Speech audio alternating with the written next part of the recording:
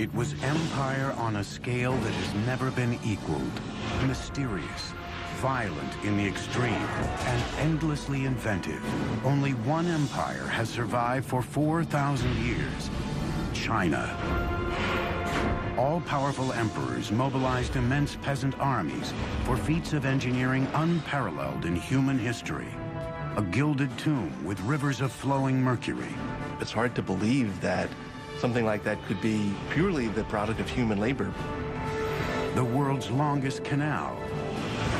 A naval fleet mightier than any that had ever put to sea. But none can compare to the monument that would change the face of the earth. The Great Wall of China. This is the biggest project management in history. And yet, dynasty after dynasty, consumed by vanity and greed, would be toppled from power when the people rose up and oppression turned to destruction.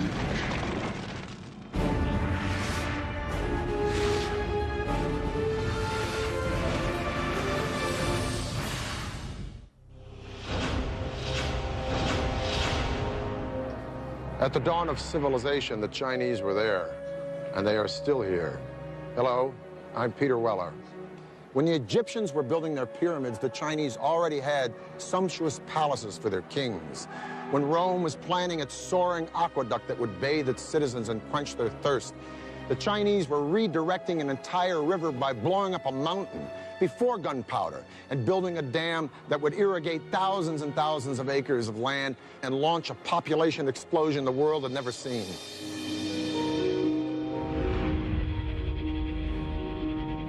4,000 years ago, Chinese civilization rose and spread across a vast area, 1/3 larger than the United States. But for centuries, China was in turmoil. Separate kingdoms battled for power and control. Conflict and combat ravaged the land. China was, as we think of it today, more or less, was made up of a number of states, all of which were fighting with one another for supremacy. The period was called the Warring States. By the 3rd century BC, one kingdom emerged as the most powerful and the most ruthless. A western province home to a hostile, warlike people. They were ambitious, forbidding, and determined to conquer and unite all 7 kingdoms. They were called the Qin. Their unification of this vast land would create an empire like no other the world has ever seen. The Qin prospered in a region that was fertile and flat, with access to prime trading routes like the famed Silk Road, connecting them to the farthest reaches of China and beyond. Over time, the Qin developed 2 critical military advantages over the other kingdoms. From neighboring nomads and barbarians, the Qin mastered horsemanship. Simultaneously, they also changed strategy for waging war. Until now, wars had been fought by small platoons of nobles riding in chariots. But the recent discovery of new metal forging technologies led to mass production of weapons and the rise of a new type of warrior, the foot soldier. It was a time when the use of iron became much more widespread. So just at the same time as infantry armies, which tended to be much larger, came in, so it was possible to make more weapons. With this tactical breakthrough, the Qin launched an offensive to conquer all of China. As one kingdom after another fell, the Qin faced a new challenge: how to quickly produce enough food to fuel their now massive army. That responsibility fell to one man. His name was Li Bing, a Qin official who was one of the greatest hydraulic engineers of all time.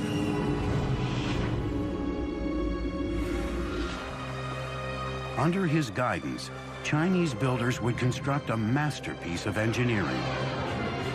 For centuries, the Min River had tormented the Chinese people, causing winter droughts and summer floods. Now Li Bing was determined to harness its raging waters. The centerpiece of his plan was a levee that would create a whole new waterway, a channel to control flooding, as well as to provide a water supply for desperately needed food production. But Li Bing had an enormous problem. Mount Jiang, standing directly in the path of his irrigation channel. He couldn't move the mountain, so he decided to carve a path for his new waterway straight through it. Long before the invention of gunpowder, it would have taken decades to cut a path through the mountain by manual labor using only hammers and drills. The Qin military demanded more immediate results, forcing Li Bing to devise a bold new technology. He'd let the forces of nature do the heavy lifting for him. First, heating the rocks through controlled fires, then dousing them with cold water.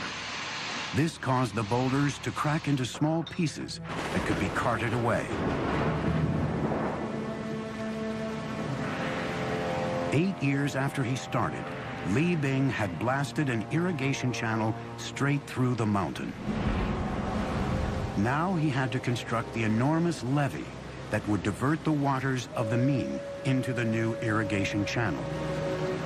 Thousands of workers were brought to the site, working with nothing but muscle and chisels, carving out the earth.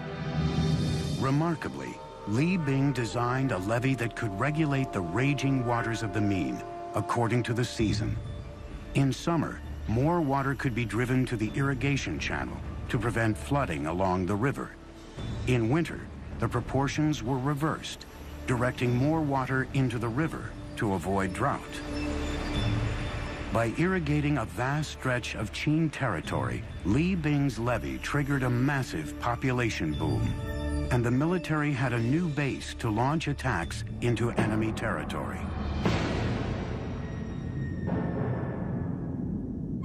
The state of Qin was evolving into a powerhouse. And he used the wealth created by agriculture and the power created by the military to unite all of China. In 247 BC, that job was left to the Qin's new emperor, a 13-year-old named Yingjiang.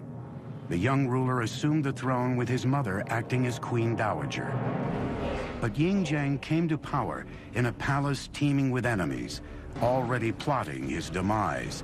Knives were being sharpened.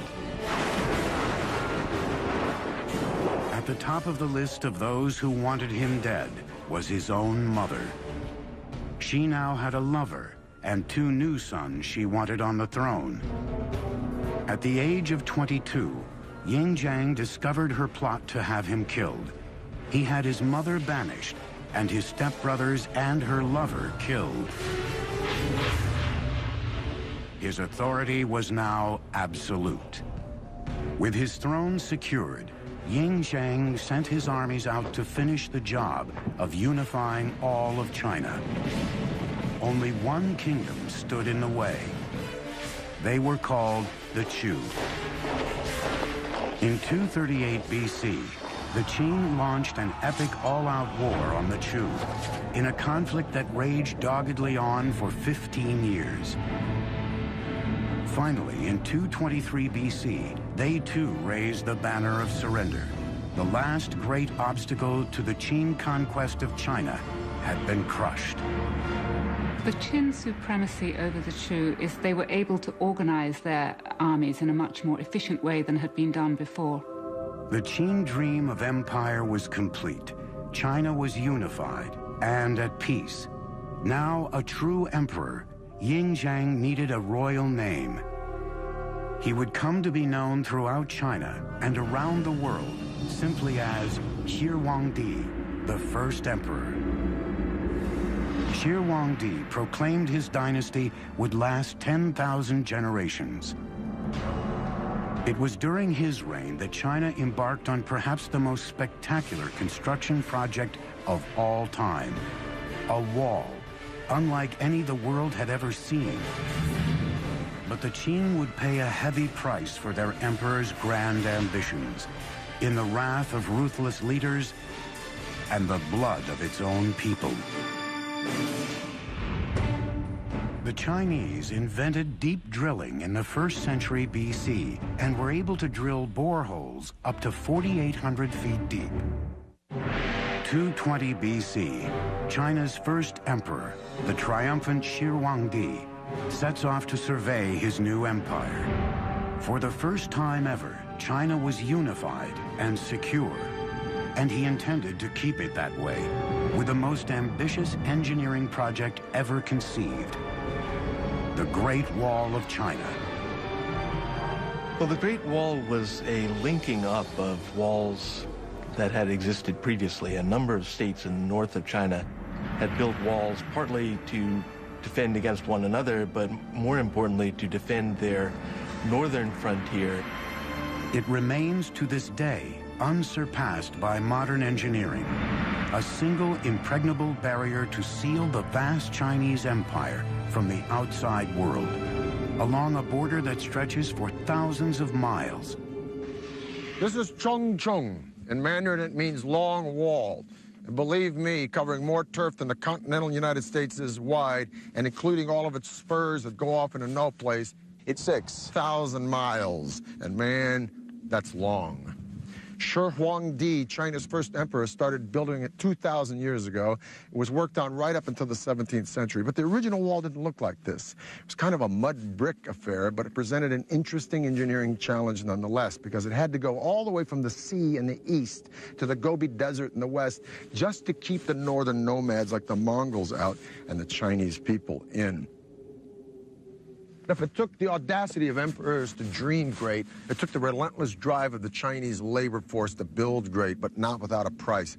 Their capacity to endure hardship was unimaginable. Men, women, and children worked with their hands on this wall, and if you complained or tried to run away, you were killed. Disease was constant, injury was commonplace. Dressed only in rags, these people suffered bitter cold, bitter hunger, bitter exhaustion. Records say that at the height of production on this wall, close to 1/5 of China's entire labor force, 1 million people were working here, and 1/4 of those people died. And if you died here, usually you were buried here, in the wall, giving rise to its other nickname among some, the Long Graveyard. Millions of arms and legs and backs were broken to build the wall. There is very moving poetry, mostly written by wives and mothers, about young boys going off and working on the Great Wall Project, not having food, dying in the cold winters, and never returning home. But brute force would not be enough. Different regions had vastly different terrain and varying construction materials on hand. Wherever possible, engineers added to existing walls, but most of it was built from scratch. They devised a brilliant system utilizing one material they had in abundance.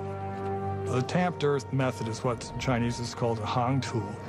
What this means is that you build a wooden frame to enclose the wall, and you start low with, say, 2 boards parallel, and then you pour some gravel and some sticks and some clay, and then you use the end of a log to beat it and pound it until it's very, very compact. And then you put another layer in, and you keep doing that, and then you put other boards on the outside to hold it in place, and you keep going up and keep going up until you reach the height that you want. When it was dry, the frame was removed, leaving just a solid slab of tamped earth, strengthened by the willow reeds, like the steel rebar that reinforces modern concrete. The southern side, facing China, was defended by a simple parapet, while the northern side, facing the barbarians, was crenellated. There was a guard tower every 700 to 1,000 yards. A paved road ran along the top of the wall for troops and even wagons, making it an efficient communications route, especially for the soldiers stationed at each tower. But as a work of military engineering, the wall was only partially successful. wall exists to be defended. But in the long run, the wall was not very defensible. Nomads could break through it or go around it, bribe their way through it. But the Great Wall was not only designed to keep barbarians out, it was also a symbolic dividing line, locking the Chinese in. The Great Wall, in a sense, is a cultural marker as much as it is a military fortification. It's the way of the Chinese saying to the nomads, you stay out there and raise horses and sheep, and we'll stay in here and grow grain. By 210 BC, the Great Wall had stretched over 3,000 miles, leaving an indelible mark on China's harsh terrain. But resentment was swelling into a rage against Shi Huangdi. Many in his kingdom felt the colossal barrier was not worth the toll it inflicted on the Chinese people. Once again, his enemies were plotting against him. Shi Huangdi's final years were marked by what I think is reasonable to call paranoia. But as the old joke says, just because you're paranoid doesn't mean people aren't out to get you. At least 3 assassination plots came very close to succeeding. Shi Huangdi struck back by turning China into a virtual prison for its people. He ordered all historical records of his ruthless regime destroyed. Punishment for anyone who didn't comply was forced labor or even death. Some 400 people were buried alive as a lesson to those who spoke out against the regime. When the emperor's eldest son objected, even he was banished. Shi Huangdi's brilliant vision had transformed China into a great empire, but he paid the price with a descent into madness. He would now turn his obsessions and his army of forced labor to another stunning feat of construction begun years earlier. A monument to his own fear and death. In the 1040s, movable type printing was invented in China, a huge development in the history of printing. By 220 BC, Qin Emperor Shi Huangdi has united China for the first time. On the northern border, millions are toiling and dying, laying the foundation for China's signature engineering triumph. The 3,000-mile-long Great Wall. But the first emperor wasn't done. Even as he fought against other Chinese kingdoms and his own demons, Shi Huangdi began to garrison nearly 700,000 men near his capital in central China to build the most personal of all his engineering projects, an epic tomb he had begun planning at the age of 13. This was a monumental project that required the labor of thousands and thousands of people over a very long time. It was, by design, the biggest and best tomb that China had ever known. In 1974, farmers digging a well came face to face with an ancient Chinese warrior. The mysterious terracotta skull would prove the gateway to one of the greatest archaeological discoveries of all time. The mound is huge. The mound was always known to be the tomb mound of the first emperor. What was a total surprise was the army of terracotta warriors about a kilometer to the east of the tomb, who presumably were guarding the approach to the tomb itself. Season after season of excavation since the 1970s has yielded more than 5 large pits. The individualized faces and drapery and armor suggest that each one of these warriors was molded from the life from an individual separate human being. The precision and detail in the sculpting, the firing of the clay are unmatched today. These warriors are a colossal achievement, and some believe the greatest archaeological find of the 20th century. But they are only the tip of the iceberg, because this ghost army only served as a guard detail for an engineering feat as fantastic as the world has ever known, the opulent tomb of Shi Huangdi. Each statue stands between 5 feet 8 inches and 6 feet 2 inches tall, giants for the time. Some weighed up to 600 pounds. But it was the terracotta itself that sent shockwaves through the teams excavating the site. The clay had a hardness beyond anything they'd ever seen before, indicating that Shir Huangdi's artisans had developed a revolutionary new technology: blast furnace kilns that fired the statues at temperatures up to 2,000 degrees Fahrenheit. Archaeologists eventually uncovered 3 massive pits filled with the terracotta army guarding the first emperor's tomb. One pit alone contains over 6,000 life-size warriors and horses in battle formation. In a second pit, 1,300 of Shir Huangdi's elite military forces, including archers, chariots, and cavalry, were discovered. While the third pit, with 68 figures and 1 chariot, was the command center of the entire army, headquarters for the defense of Shir Huangdi's empire, even in death. The military armor is fairly specific. We can tell that the armor used was lacquered leather. We can see that people had cleats on the bottom of their boots to help them run in the mud. We can see the kinds of caps people wore and associate them with rank. 30-foot walls divided the massive complex, which stretches out for 7,000 yards, into 3 parts: the outer city, an inner city, and then the mausoleum itself. During construction of the tomb, an army of workers excavated a gigantic terraced pit measuring about 1,600 feet by 1,700 feet, equal to 580 basketball courts.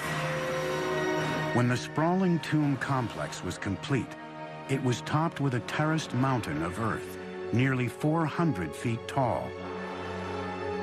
At the time, it may have been nearly as large as the Great Pyramid of Giza in Egypt. But over 2,000 years, weather has worn down the original man-made mountain to about 250 feet.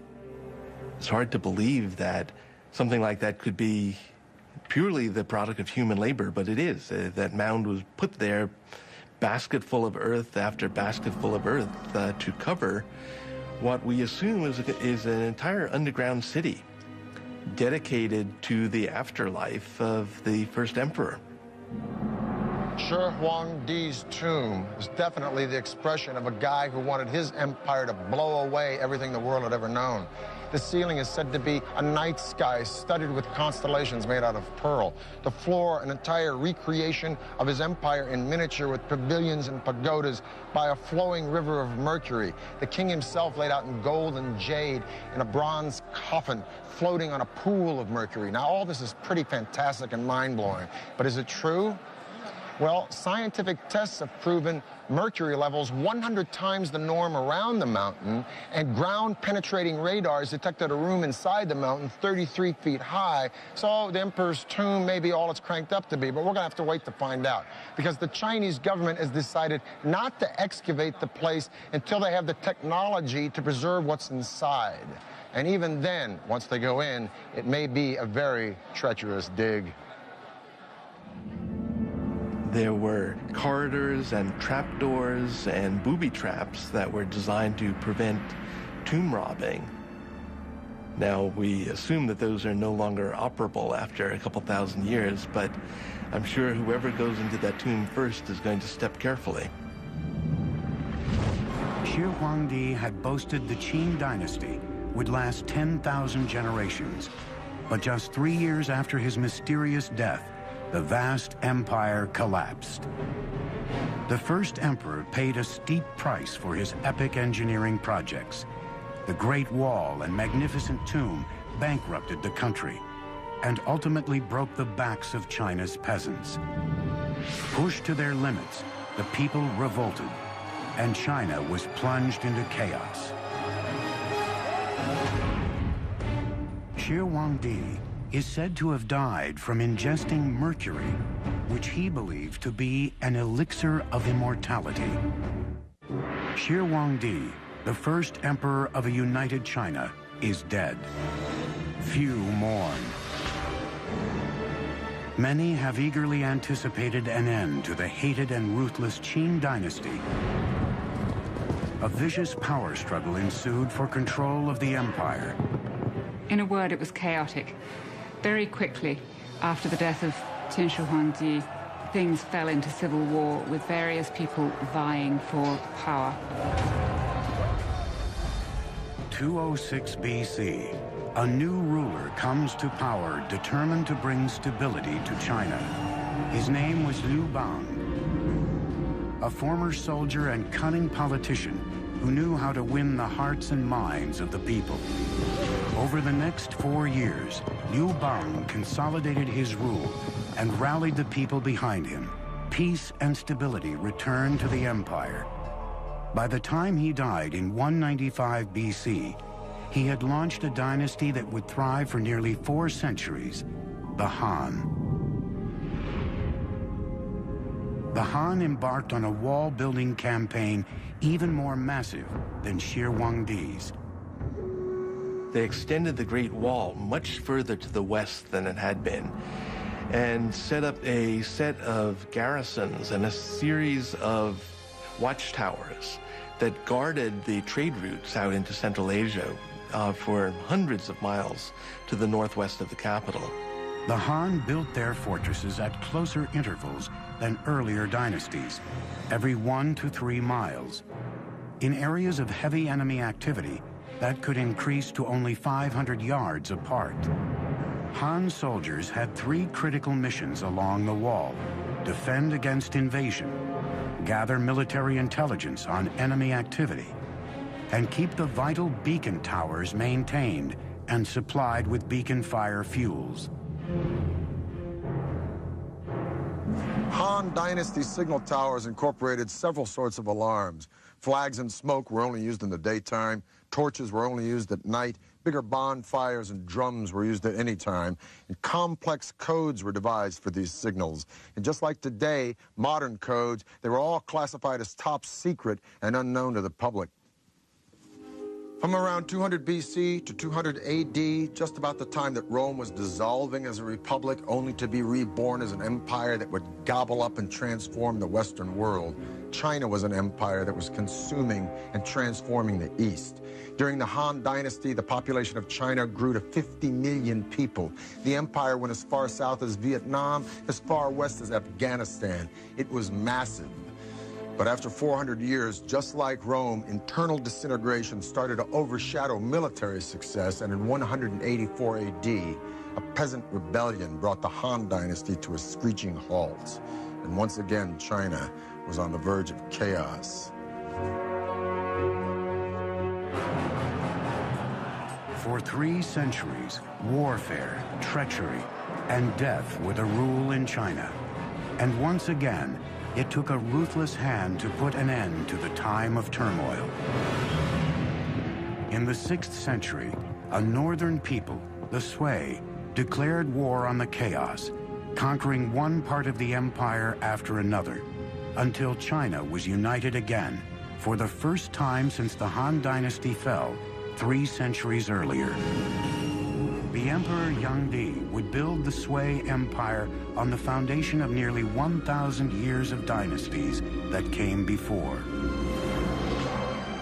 Unlike previous emperors who had concentrated on fortifying China against the outside world, Yangdi would channel his energies inward and strengthen his empire within its borders. China is vast, and its waterways provided the most efficient means of transportation over such great distances. 2 major rivers traverse the country east to west, the Yangtze in the south and the Yellow River in the north, but they are 1,000 miles apart. China was a house divided. Yangdi decided to do something about that. He aimed to link northern and southern China by a gigantic central artery, a grand canal, a kind of hydraulic highway for merchants, soldiers, and citizens. very common to China in terms of constructing any large infrastructure project. They would look at existing waterways and try to find area where they could connect and link the entire canal. They want to take advantage of the natural geography.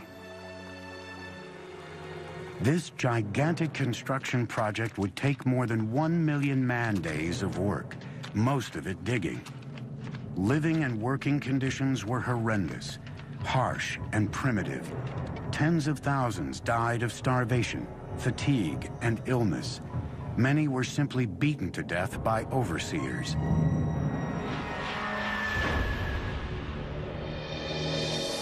More than 24 locks were needed to create a massive network of channels. But every time you encounter a natural body of water, you need a lock to make a barrier between the canal and the lake or the river. When you go up any significant grade, you have to have locks to raise the water and the boats with it to get over any rise in the terrain. It took 5 million workers over 6 years to build the Grand Canal. When it was built, it stretched 1,200 miles, and it was the longest and most ambitious canal project that had ever been enacted on the Earth up to that time. By connecting the Yellow River with the Yangtze, the Grand Canal could now transport goods up to 45 miles a day. Major cities along the canal grew into silk, porcelain, and cotton centers. Merchants and artisans supplied manufactured goods to opening markets throughout the entire country. Economically speaking, it made interregional trade much easier, as well as providing work for a lot of people, building it, maintaining it, working on it, transporting goods and people up and down it. Like the Nile in Egypt, it integrated the North and the South, strengthening the foundations of a unified empire. Well, the canal was a tremendous generator of wealth. There was opportunity for poets to travel, for painters to wander and begin painting landscapes. So it really was an engine of cultural development, not just along its own route, but with influence far beyond its own confines. With his engineering feat completed, Emperor Yangdi decided it was time for a victory tour down the Grand Canal.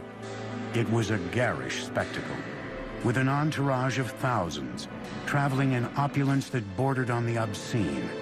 Well, the emperor had beautifully appointed luxurious imperial barges that could take him down the Grand Canal.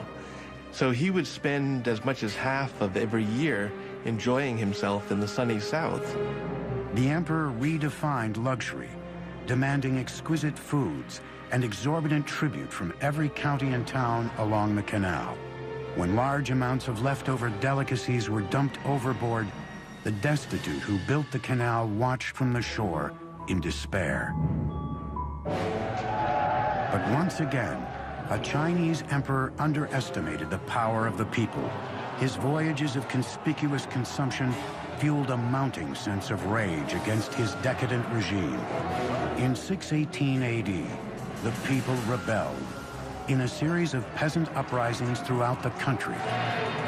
Once again, chaos consumed China and soon reached the palace itself. Emperor Yangdi was killed by his own generals, and the Sui dynasty came to an abrupt end.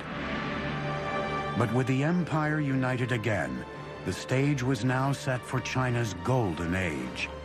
And for the first time, China's engineers would extend the empire's reach around the globe.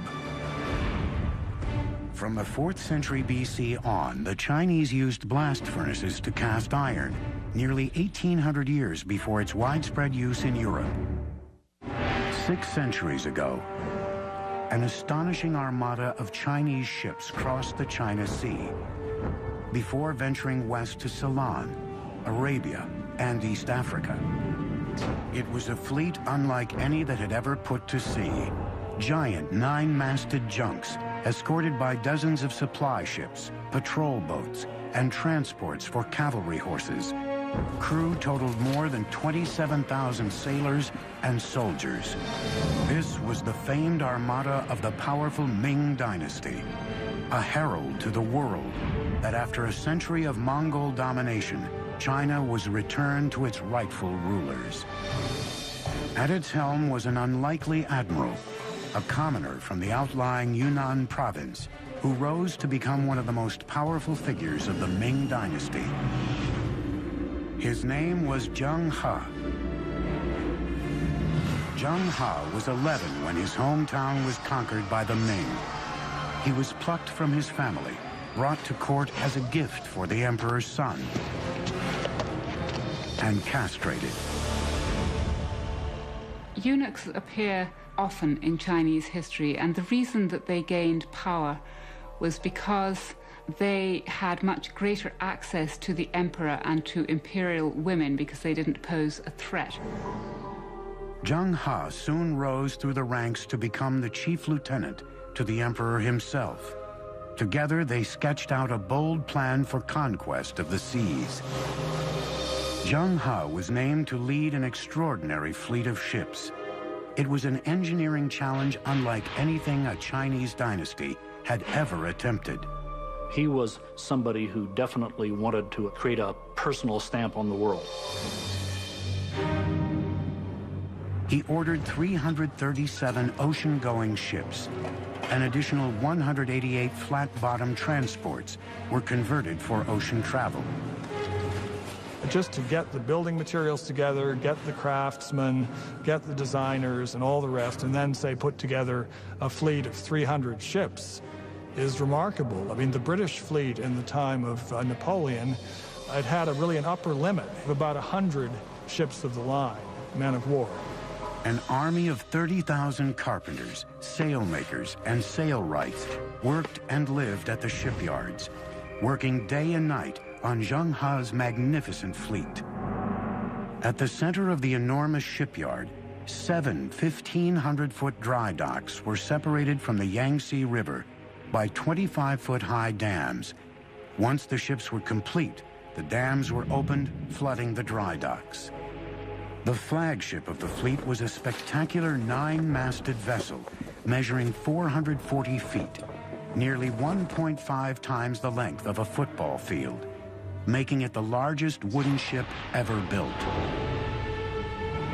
Designed for stability, it had a flat bottom filled with heavy ballasts of stones and an innovative exterior rudder post that could be raised to reduce the ship's draft in shallow waters.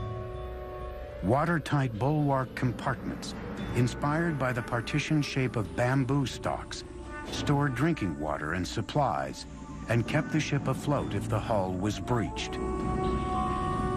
The second deck had living quarters for the crew. The kitchen, mess hall, and operations were on the third, while the fourth deck was used as a high fighting platform. Fully rigged, the flagships had 9 staggered masts and 12 square sails of red silk soaring skyward. Other ships were armed with as many as 24 bronze cannons, capable of firing up to 900 feet. Their bows and sterns had reinforced high profiles for ramming smaller boats. Some ships carried horses or transported troops. Others were freshwater tankers, packed with provisions for up to 28,000 men. We're talking about a really, really big fleet. It had as many soldiers and sailors on it as the Spanish Armada of 1588. It had about twice as many ships. In 1405, the eunuch commander Zheng He set sail for the world. Zheng He was not an explorer. What Zheng He was doing was what we would call in modern terminology power projection.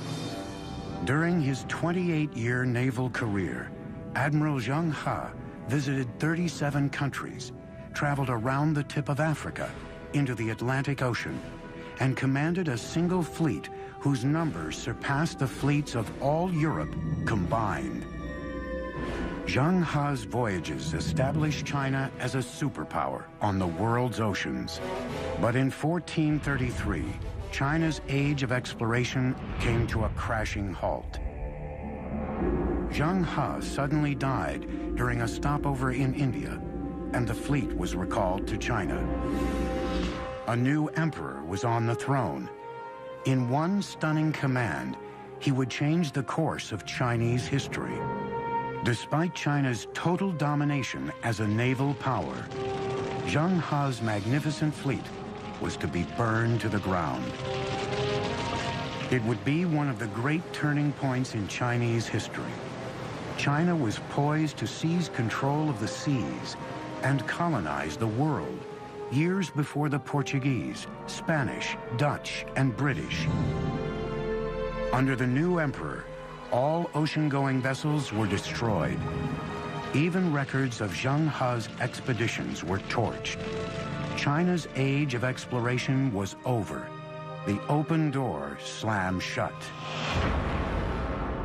The ships were gone, and the promise of international power and conquest was dead. The reason for the emperor's decision remains a mystery to this day. 1449, 16 years after the empire turned inward again, China's age-old enemy returned. Mongol forces mounted a massive attack. Like great dynasties before them, the Ming returned to the wall for protection. The result would be the most monumental feat of the entire Chinese empire. A complex re-engineering of the Great Wall into the colossal structure we know today. Earlier walls had been primarily made of stamped earth. The Ming walls were faced with brick and stone. They were much more solid, and those are the ones that we can still see parts of today. A crude mortar of sticky rice and burnt lime created a seal between bricks that rivaled modern cement in strength. Construction of military fortifications on the Great Wall reached its peak under the Ming. Double walls were added in military zones, along with strongholds, passes, and other reinforcements. Watchtowers of various shapes and sizes served as shelters or simply as signal stations along the wall. Shelter towers were built large enough to store food and arms and serve as the living quarters for soldiers. A staircase from the interior led up to the top of the tower, with small holes on each side of the wall for lookouts. The overall defenses were enhanced with a variety of features, including artillery. The Chinese have a clear superiority over the Mongols in gunpowder weapons. And as long as the Ming Dynasty could maintain a cohesive enough army along the Great Wall, they were capable of resisting individual Mongol attacks. By the end of the Ming Dynasty, over 6,000 miles of wall, including its many loops and digressions, sprawled across northern China. For a century and a half, the wall stood firm, but by 1600, the dynasty behind it was crumbling, and a foreign tribe known as the Manchu were gathering strength on China's northern border. On May 26, 1644, Beijing finally fell to Manchu forces. It would take the Chinese more than 250 years to overthrow the invaders from the north. But when they did, a new Chinese kingdom emerged, like none before it, Communist China. Nothing symbolizes the enduring power and imagination of the Chinese more than this Great Wall. Of all of the civilizations that have reached the glorious heights of empire, only one has avoided the inevitable oblivion that follows. Emperors come and go, but for thousands and thousands of years, from the dedication and vision and resilience and brilliance of these remarkable people, they have pushed their civilization to triumph again and again and again, where others have simply morphed or dissolved or just faded away. At the dawn of humanity, the Chinese were here, and they are still here, and they ain't finished yet. I'm Peter Weller for the History Channel.